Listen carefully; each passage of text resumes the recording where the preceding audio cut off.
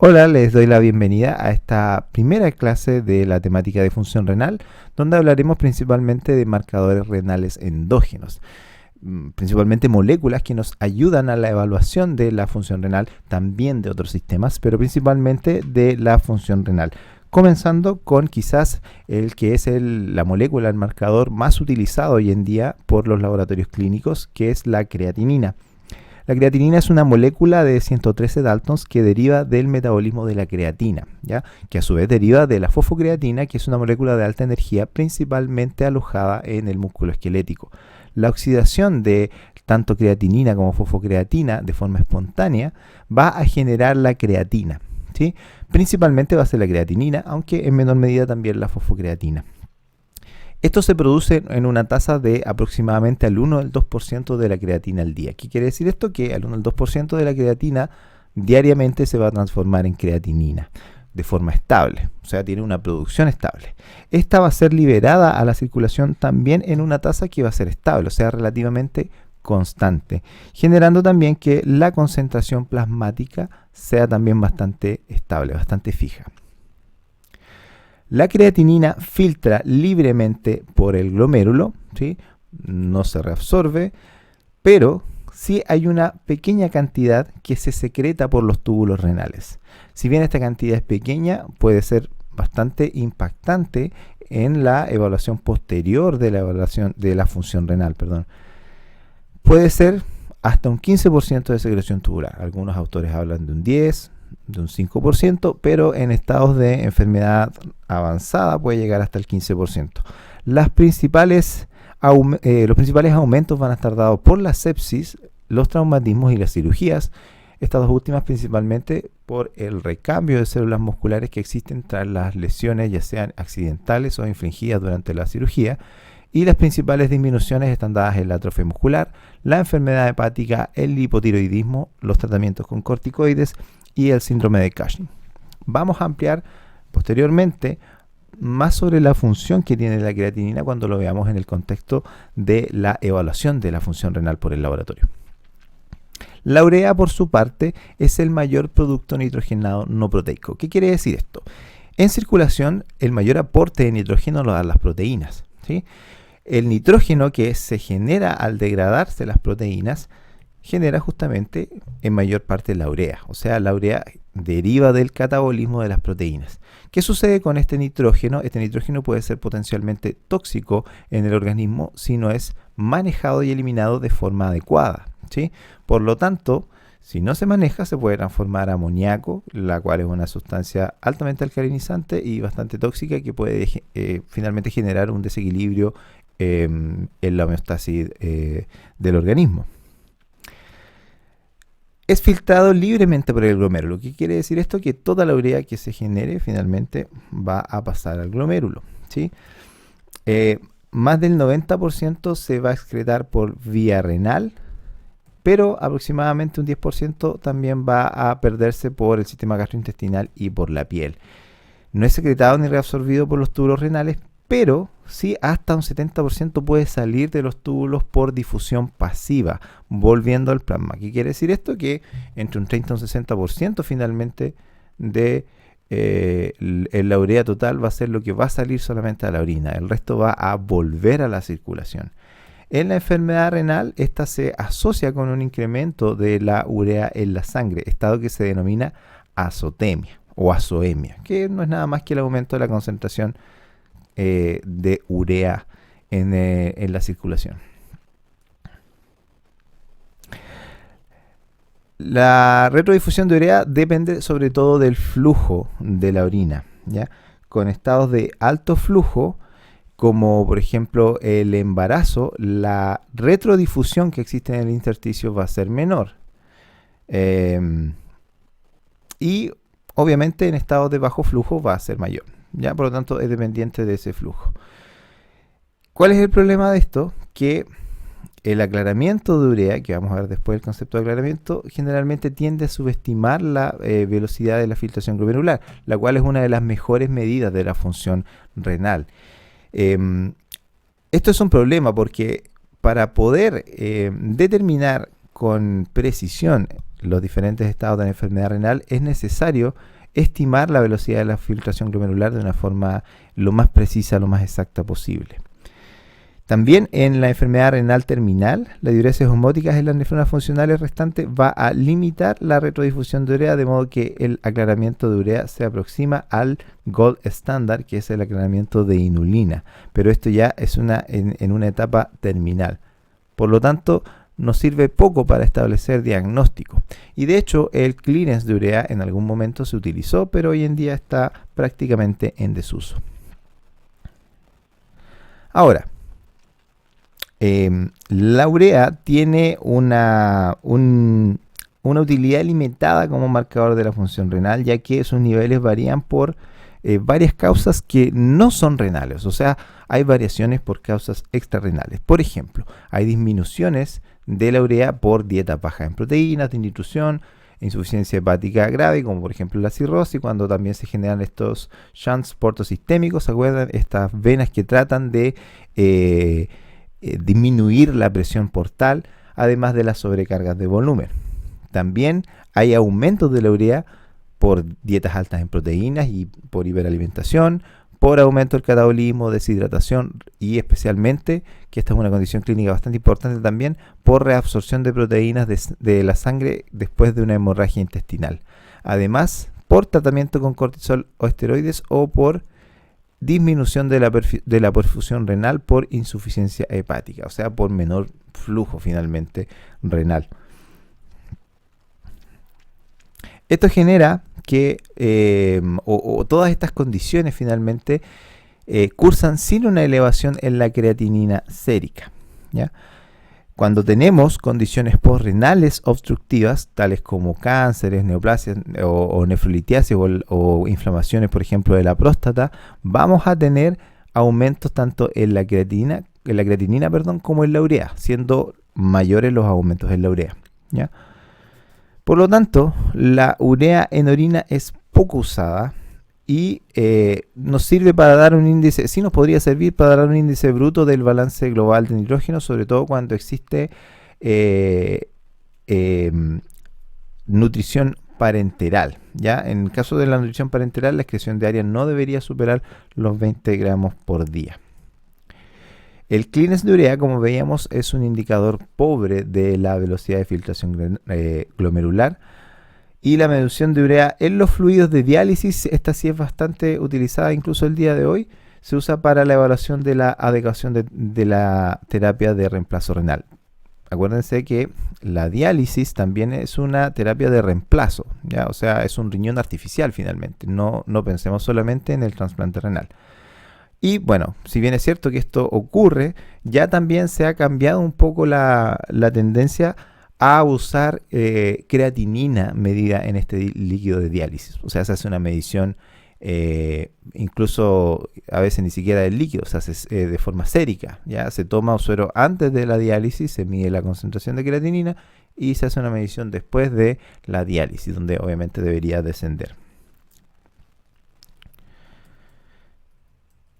Bien. Entonces, la principal utilidad de la urea es establecer un índice nitrógeno ureico o urea y creatinina. Esta relación está más o menos en el orden de entre 12 a 20 a 1, o sea, entre 12 a 20 miligramos de urea o de nitrógeno ureico sanguíneo, que ya vamos a ver lo que significa, por cada miligramo de creatinina. Es un discriminador entre los grados de azotemia prerrenal, renal y posrenal, ¿ya? ¿Qué quiere decir esto? Por ejemplo, si tenemos una creatinina normal con una urea elevada, esto nos va a dar o nos podría dar índices elevados. Cuando esto ocurre, cuando tenemos este índice sobre 20 con creatinina normal y urea aumentada, lo más probable es que se trate de una azotemia prerrenal, ¿sí? Por el contrario, cuando además del incremento de urea tenemos también un incremento de creatinina, también es probable que tengamos índices elevados. Recuérdense que la urea aumenta en mucho mayor proporción que la creatinina. Y esto puede ocurrir o puede deberse a una azotemia ya sea posrenal o a una obstrucción posrenal que puede estar concomitante a una enfermedad renal, ¿ya? Coeficientes más bajos generalmente van a indicar necrosis tubular aguda baja ingesta de proteínas o inanición, así como enfermedad hepática grave. La urea principalmente se va a producir en el hígado. Es aquí donde ocurre principalmente el catabolismo proteico final, donde los productos nitrogenados provenientes de las proteínas se convierten a urea para su posterior eliminación. Así tenemos varias condiciones en donde podemos ver la utilidad que tienen estos índices de nitrógeno ureico con creatinina. Por ejemplo, la azoemia renal generalmente está dada por una perfusión renal disminuida. Vamos a tener probablemente una relación de nitrógeno ureico creatinina mayor a 1. Lo mismo en la azoemia posrenal. Diferente va a ser el caso de en la enfermedad renal intrínseca, o también llamada azoemia renal, donde podemos tener en una glomerulonefritis aguda, por ejemplo, derivada posterior a una infección estreptocócica, también valores mayores a 20:1. En la nefritis aguda intersticial, valores menores a 20:1. Y en la necrosis tubular también podemos tener valores menores a 20:1. Ahora, también está bastante extendido el concepto del nitrógeno ureico sanguíneo, o BUN, ya por las siglas derivadas del inglés de Blood Urea Nitrogen, que literalmente quiere decir nitrógeno ureico sanguíneo. Este es un término que está incorrecta y obsoleta. Esto lo dice principalmente la IFCC, ¿no es cierto? Quienes, en conjunto con el Sistema Internacional de Unidades, recomiendan el uso de la unidad milimol por litro, más allá del uso del BUN o de los miligramos por decilitro, ¿sí? Para esto se puede establecer un factor de conversión teniendo en cuenta de que un mol de urea va a contener 28 gramos de nitrógeno, ¿sí? Para convertir de urea en milimol por litros a BUN podemos multiplicar por 0.47. Si lo queremos hacer al revés, hacemos la división, ¿no es cierto? De urea en miligramos por decilitro a milimol por litro, multiplicamos por 2.14, y de urea a milimol, de concentración de urea a concentración en milimol, multiplicamos por 0.357. El ácido úrico deriva principalmente del metabolismo de los ácidos nucleicos, específicamente de las purinas, o sea, adenina y guanina, que derivan del ciclo de las purinas. Tiene una síntesis aproximada de 400 miligramos al día, y las fuentes dietéticas aportan generalmente una tercera parte de esa cantidad, ¿ya?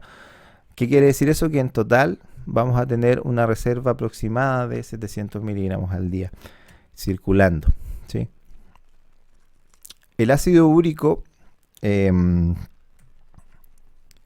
está derivado obviamente del aumento de la síntesis de precursores de las purinas que generan una sobreproducción de ácido úrico. El manejo renal del ácido úrico involucra 4 pasos, que son: primero, la filtración glomerular, donde casi el 100% se filtra. Existe una reabsorción en los túbulos contorneados, donde fíjense que casi también una gran parte se va a reabsorber. Nuevamente se secreta el ácido úrico al lumen, ya pero ahora en la porción distal del túbulo proximal, y ocurre también una reabsorción en el túbulo distal. Por lo tanto, ¿qué quiere decir esto? Que aproximadamente un 75% del ácido úrico que se genera, ¿no es cierto?, va a ser excretado en la orina, y la mayor parte del remanente va a ser excretada en el tracto gastrointestinal.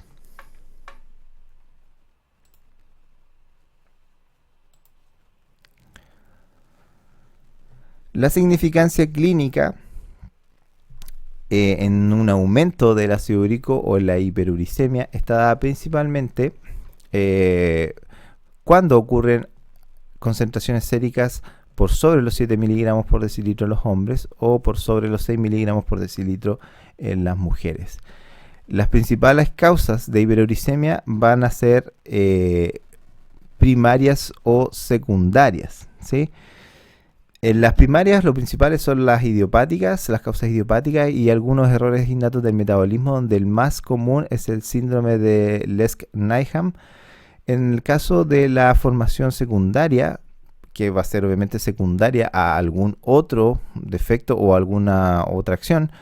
La primera causa de hiperuricemia es el exceso en la ingesta de purinas, derivada de las carnes, las leguminosas y las vísceras, el aumento del intercambio o recambio, mejor dicho, de ácidos nucleicos en condiciones como cánceres, ya sea leucemia, mieloma, también por terapia, principalmente radioterapia y quimioterapia, así como algunos traumas. De hecho, en la quimioterapia se han observado aumentos más o menos consistentes de el ácido úrico en la circulación. También en la psoriasis, alteración del metabolismo del ATP, y también con el alcohol, la obesidad, la hipertrigliceridemia y en la preeclampsia o toxemia del embarazo.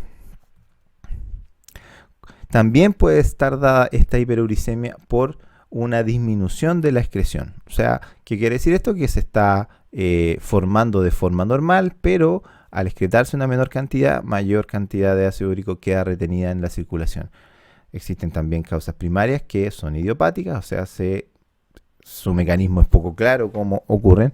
Y en el caso de las secundarias tenemos la enfermedad renal aguda o crónica, el aumento de la absorción renal, secreción reducida, envenenamiento por plomo, también incluso en la preeclampsia, con los ácidos orgánicos, o sea, en estados de acidosis, ya sea de cetoacidosis o de acidosis láctica en el organismo, va a haber una disminución de la excreción de ácido úrico y por lo tanto una elevación de esta en el plasma. También por salicilato, diuréticos derivados de la tiazida, en la trisomía 21, así como en la hipertensión esencial, también se van a generar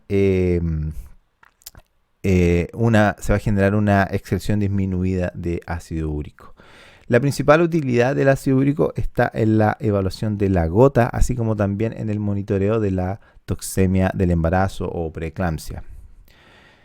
Y también en el monitoreo de la formación de cálculos renales, ya que los cálculos de ácido úrico se generan muy rápido cuando la concentración de este elemento aumenta por sobre los 10 miligramos por decilitro en la sangre.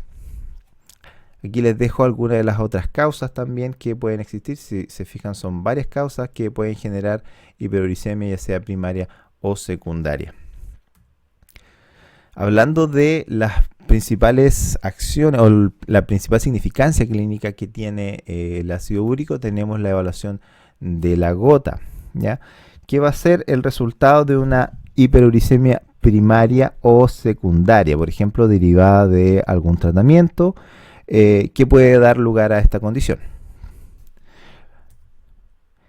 Se produce la gota porque el urato, principalmente los uratos monosódicos, tienden a precipitar, por eso está esta flechita hacia abajo, tienden a precipitar principalmente en las articulaciones, generando inflamación de las articulaciones con hinchazón y lo que se denominan tofos, que son principalmente depósitos de cristales de ácido úrico que se van a ir quedando en esta zona que rodea la articulación. Estos depósitos también pueden acumularse en otros fluidos biológicos, no solamente en el líquido articular. Vemos aquí también que hay cristales de ácido úrico que pueden estar en la parte de justamente el líquido articular, y su evaluación por el laboratorio puede ser confirmación de una sospecha clínica de gota, ¿ya? Como estos cristales tienen esta forma, generan microlesiones en esta zona, lo que genera la inflamación en primera instancia. Está caracterizada por periodos de ataque y remisión, o sea, es una patología que si bien se presenta con cuadros muy agudos, muy violentos de dolor articular, también remite cuando la causa de la hiperuricemia se controla, ¿ya? Aquí, por ejemplo, el manejo involucra la disminución del consumo y la ingesta de carne, sobre todo, así como también de cualquier otro elemento que pueda generar aumento del ácido úrico en la sangre. El ácido úrico puede ser normal también incluso en ataques agudos cuando tenemos, por ejemplo, nefropatía gotosa con depósito de urato, esta vez en el parénquima de los riñones. También cuando existen depósitos intratubulares de cristales de urato y en nefrolitiasis por uratos. ¿Sí? ¿Qué quiere decir esto? Que incluso cuando tenemos una gota, los niveles séricos pueden ser normales, principalmente porque la urea está en otra parte. ¿Dónde? Principalmente en el riñón. La gota puede ser primaria o secundaria. La gota primaria está dada principalmente por causas que directamente se relacionan con un aumento de la concentración de ácido úrico en circulación. Y aquí tenemos los defectos enzimáticos, que muchos de ellos se desconocen, el exceso en la producción de ácido úrico o un déficit en su excreción. La gota secundaria, como su nombre lo dice, es secundaria a otras condiciones, por ejemplo, leucemias, donde se produce un aumento del recambio de ácidos nucleicos. También en nefropatías crónicas, donde cae la excreción de ácido úrico por la orina, y también con errores congénitos o innatos del metabolismo. El ácido úrico también se ha visto que puede tener un rol importante durante el embarazo, principalmente en la prevención de la preeclampsia. Durante el primer y segundo trimestre, debería decir trimestre, del embarazo hay niveles reducidos de ácido úrico y desde el tercer trimestre comienzan a aumentar hasta el parto. Posterior a este parto, los niveles vuelven a los rangos de referencia. ¿Por qué son importantes la preeclampsia? Primero tenemos que definirla. La preeclampsia es la hipertensión inducida en el embarazo con proteinuria y edema eventual. ¿Qué quiere decir esto? Que tenemos un valor mayor de excreción de proteína mayor o igual a 0.3 gramos al día o 300 miligramos al día, además de edema muchas veces por esta misma causa, por pérdida de proteína, pero también puede ser por otras causas propias del embarazo. En estos casos podemos presentar uricemia, o sea, con valores mayores a 5.8 miligramos por decilitro, lo que puede generar, por ejemplo, un parto de pretérmino y también un bajo peso para la edad gestacional.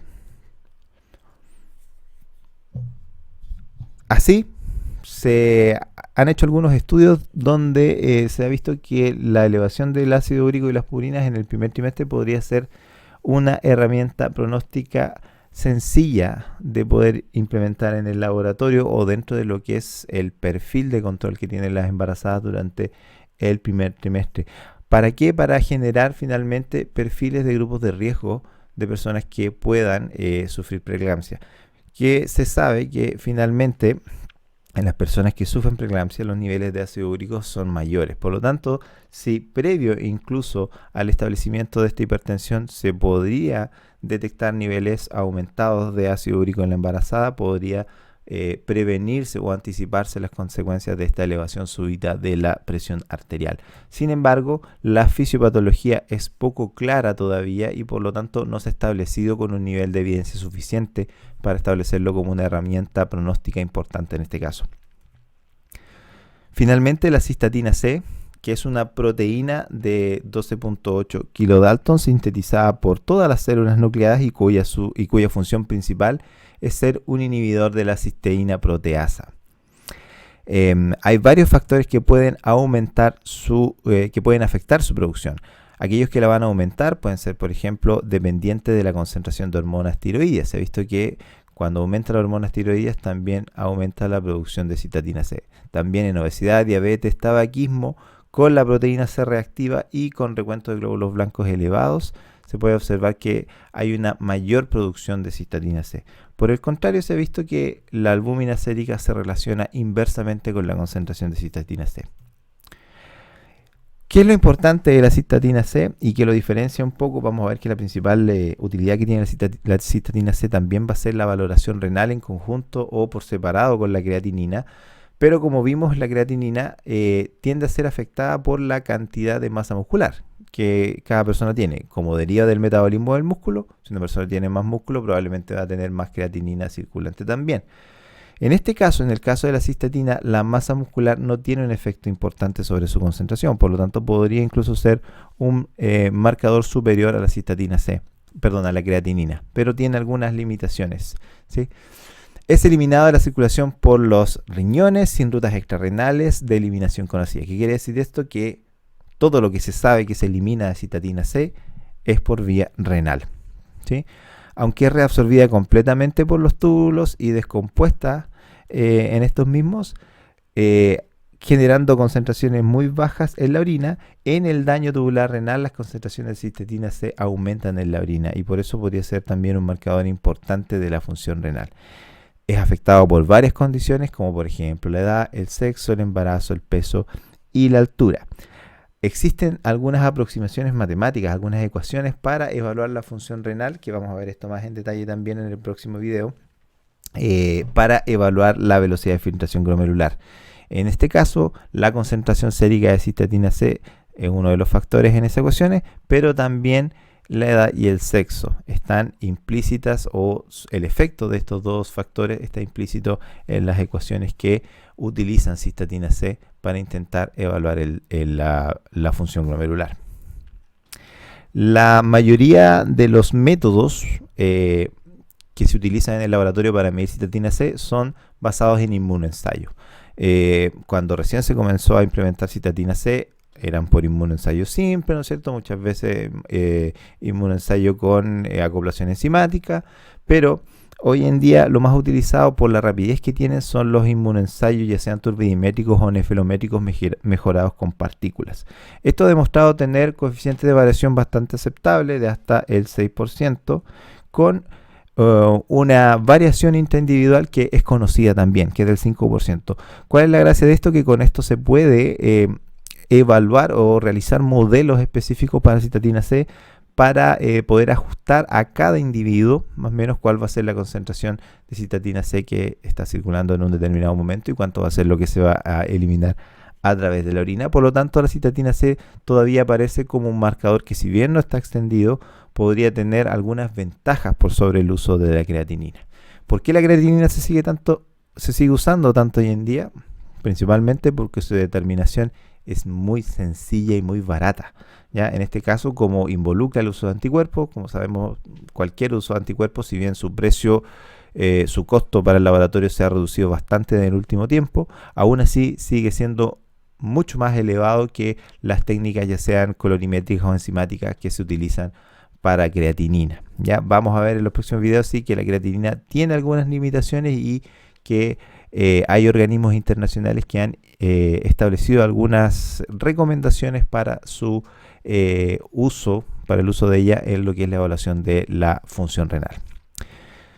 Hasta aquí esta primera parte. En la próxima parte vamos a ver lo que es evaluación de la función renal, ya con pruebas de laboratorio y también con algunas aproximaciones que intentan mejorar el diagnóstico en estos casos. Nos vemos allá.